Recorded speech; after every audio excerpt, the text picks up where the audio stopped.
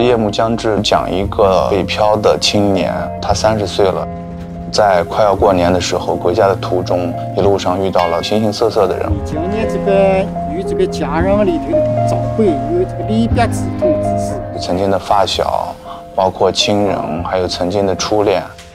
你结婚了？啊。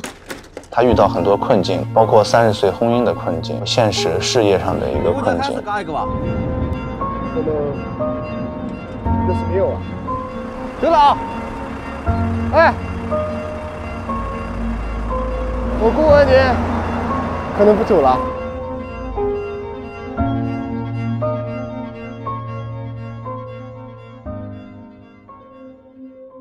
我的父亲、我的爷爷都是煤矿工人，被我爸爸逼迫着我去读了这个专业。在大学里大一的时候，学生会组织礼堂看这个，差不多有1000人的，当时看了这个电影叫《贫民窟里的百万富翁》，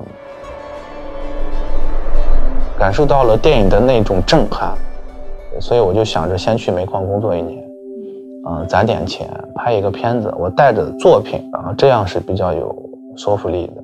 那个煤矿是500米深，见过很多包括地震呀、煤矿的灾难呀，那个是对人有心理阴影的。在煤矿的时候干体力活，清煤、铲煤、扛东西、搬东西，很麻木，身体是极限的累。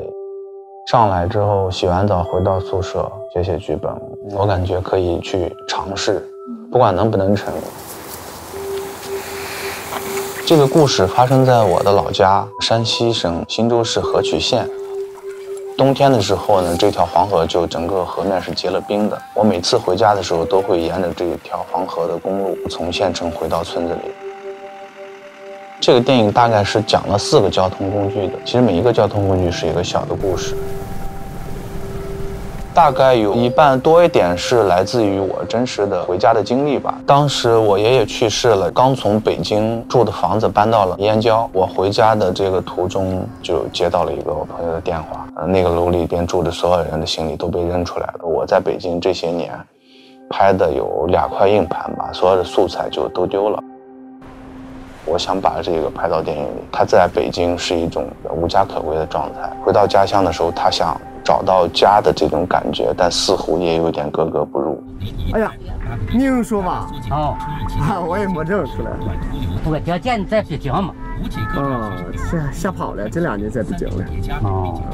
到了20年的时候，疫情，拍电影的机会越来越难了。老家的人都要说男孩子3傻力，但我感觉我一直没有立起来。不需要拍他车啊，小修什么？你再转身。我也非常的迷茫，那我就拍一个30岁的东西献给我自己，也是代表所有30岁在北漂大城市共同的一个故事。其实我这个电影差不多有1/3的资金来自于我的学长，剩下2/3基本上就是借的同学的。支付宝借呗、什么360、京东白条，所有能套的都套出来。当时拍完就负债累累，每天会有催债的人打电话。这2年一直在还钱，但是都还不过来。